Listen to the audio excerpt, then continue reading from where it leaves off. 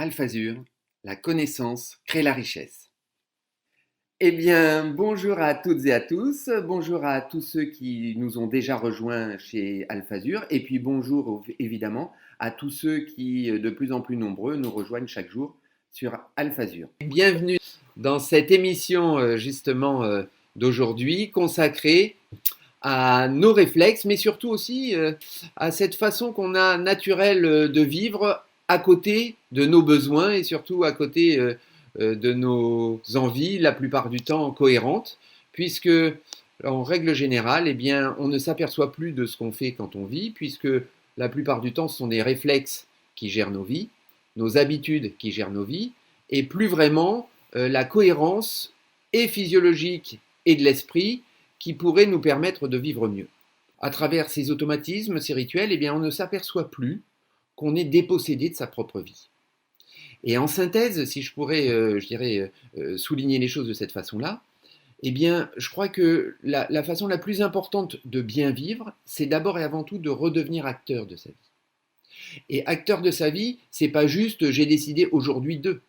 C'est de comprendre qu'il y a une dynamique à poser autour de valeurs de vie, autour de valeurs bien évidemment de vie, je dirais, lumineuse, éclairée, cohérente, épanouissante, mais surtout en harmonie avec ce qu'on peut avoir de cohérent entre l'équilibre de l'esprit et du corps,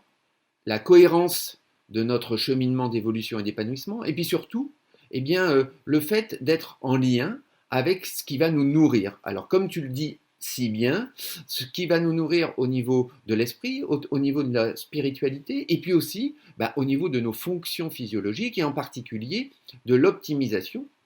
de ces fonctions-là à travers une nourriture cohérente,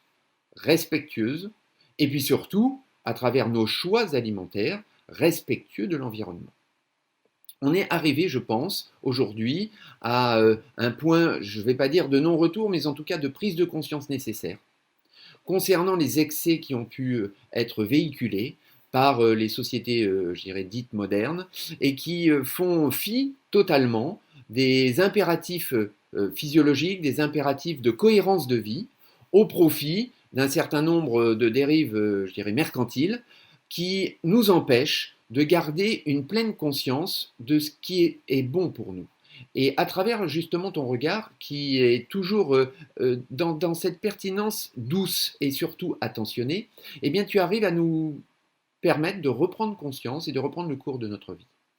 Et en particulier autour des valeurs fondatrices de ce qui devrait nous habiter naturellement, qui la plupart du temps ont pu exister et ont pu jalonner nos vies, mais qui, à l'âge adulte, en règle générale, disparaissent. Que ça soit les valeurs de motivation, les valeurs de respect de soi, les valeurs justement d'attention portée à l'autre, à son prochain, et ce que j'appelle moi à l'écologie de la vie, c'est-à-dire à tout ce qui nous entoure, et en particulier l'environnement le plus global, que ce soit le monde animal, le monde végétal, l'environnement dans sa grande diversité, eh bien on a perdu en fait en règle générale cette attention naturelle portée à soi et aux autres. Et puis justement, eh bien on finit par être, je ne vais pas dire le pire ennemi de soi, mais pas loin, en termes de capacité à s'autodétruire sans s'en rendre compte. C'est-à-dire en adoptant des comportements contraires à nos besoins. Alors qu'on a à ce moment-là la pleine conscience plutôt de faire attention à soi.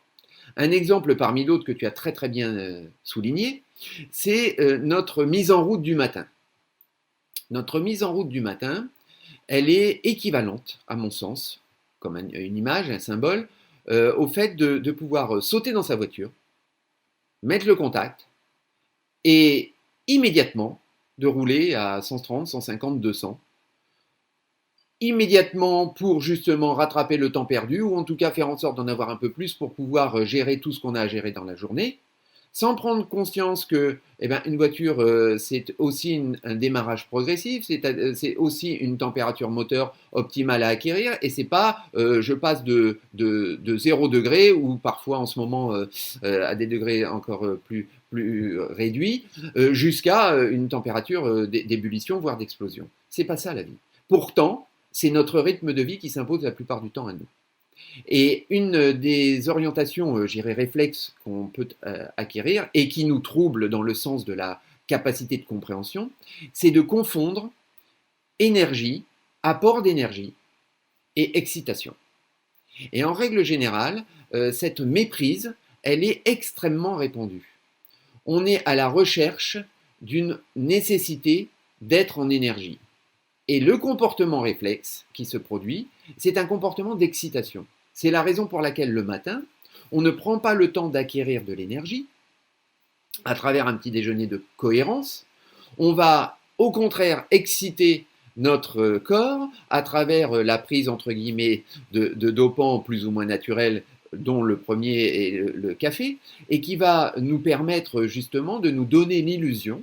d'être en énergie parce qu'on est excité. Donc, double méprise, d'une part parce que, eh bien, comme tu l'as très bien expliqué, ça va exciter notre système neurologique central sans avoir la capacité de nous remplir d'énergie au niveau physiologique dans notre corps. Et ça va nous donner une fausse illusion d'énergie. Et donc, forcément, à travers cette orientation-là, nous donner aussi une réalité, entre guillemets, de petits bras. C'est-à-dire de, bah, tu tiens pas le coup longtemps, toi, hein, quand tu prends de l'énergie le matin comme ça. Sous-entendu d'insuffisance. Et on va renouveler au décours de la journée cette prise d'excitant pour pouvoir compenser et tenir le coup pour faire en sorte que notre journée soit néanmoins bien remplie et que nous soyons suffisamment en forme pour pouvoir vaquer à toutes nos occupations et faire en sorte que nous ayons, je dirais, une conscience d'avoir, entre guillemets, fait notre job. Mais tout ça, c'est une situation de fuite en avant. On a à chaque fois le constat amer de creuser nous-mêmes notre tombe, en considérant au contraire qu'on a fait tout ce qu'il fallait pour être au mieux. D'où après les décompensations, soit au niveau de la nourriture, soit ce que moi je prends en considération, ben, les gens qui sont en burn-out et qui sont dans une situation de désintégration énergétique, physiologique et à un moment évidemment de l'esprit. On arrive, tout ça, je dirais, mis bout à bout, à un constat dramatique de considérer que les conditions de vie actuelles, quelles que soient nos vies, que ce soit nos vies familiales, nos vies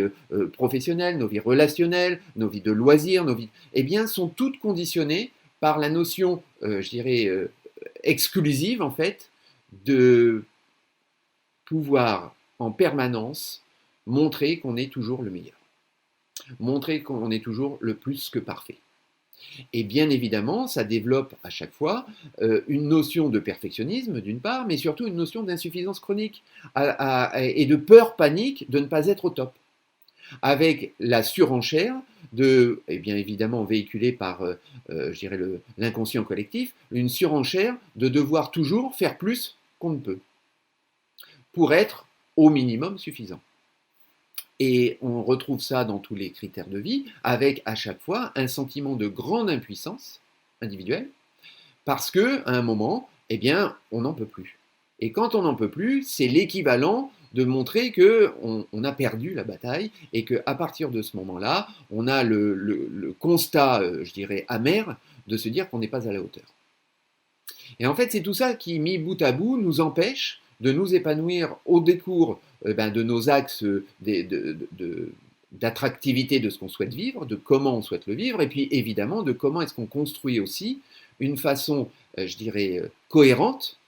de pouvoir être en lien avec soi pour mieux être en lien avec les autres.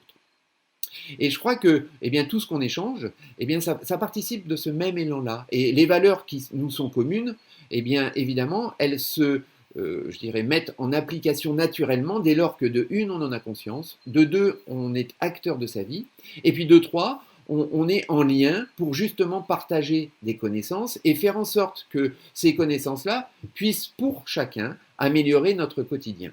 Que ça soit la construction d'un état d'esprit, que ça soit l'optimisation à travers ton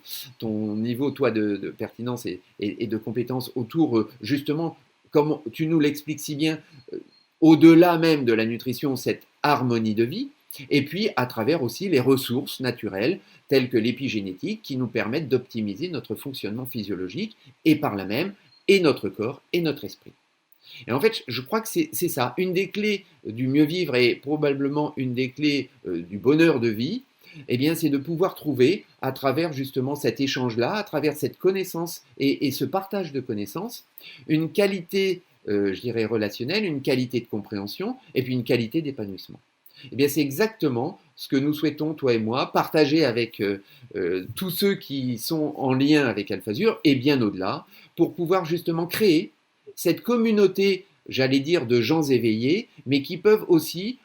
et pour soi et pour les autres, eh bien, partager le meilleur de soi et faire en sorte que nous puissions créer ensemble une dynamique de vie qui soit non seulement épanouissante, mais surtout bienveillante pour l'ensemble de tous ceux qui peuvent être à nos côtés et en lien avec soi. AlphaZur, la connaissance crée la richesse.